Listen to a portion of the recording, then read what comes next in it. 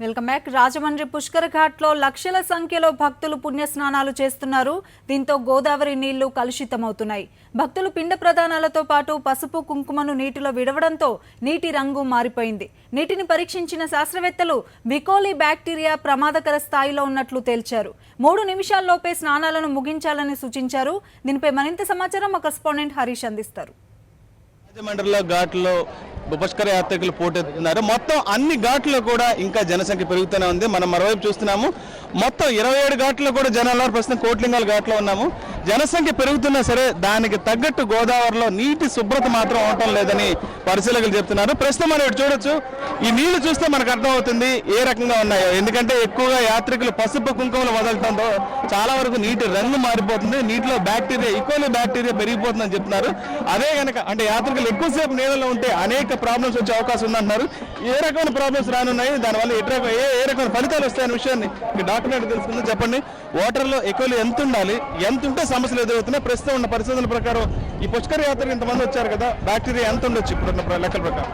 ఇప్పుడైతే ఉండాల్సిన దానికన్నా చాలా ఎక్కువ శాతంలో ఉన్నట్టు తెలుస్తుందండి. పాపులేషన్ బాగా పెరిగింది. 2 days పబ్లిక్ హాలిడేస్ రావడం వల్ల బాగా పెరిగింది.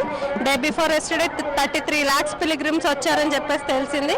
సో ఇంతమంది పాపులేషన్ మీద ఈవెన్ మేము ఎంత బాగా శానిటేషన్ చేసినా, క్లోరినేషన్ చేసినా అది అవ్వట్లేదు. బట్ ఈకోలై మాత్రం ఎక్కువే ఉంది పర్సెంటేజ్. వస్తున్నారండి, ఎలర్జీ వస్తుంది, అది వస్తుంది అని చెప్పేసి వస్తున్నారు. ఈవెన్ డయేరియా కూడా రావడానికి ఎక్కువ ఛాన్సెస్ ఉన్నాయి.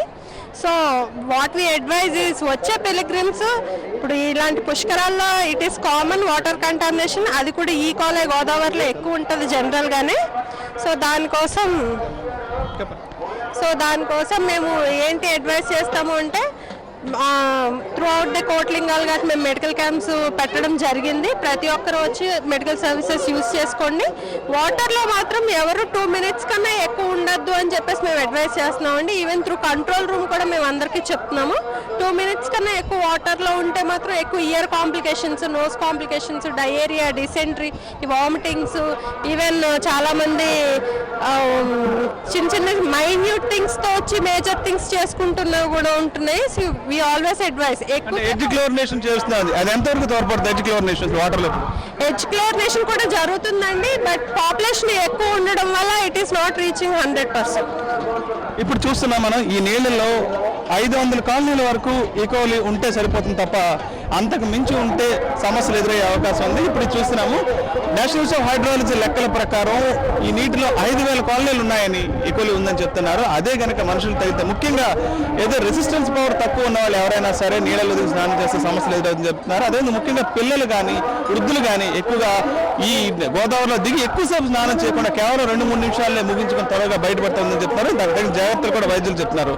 రాజమండ్రి కోట్లింగాల్ ఘాట్ నుంచి video Mullath Harish for Sakshi news.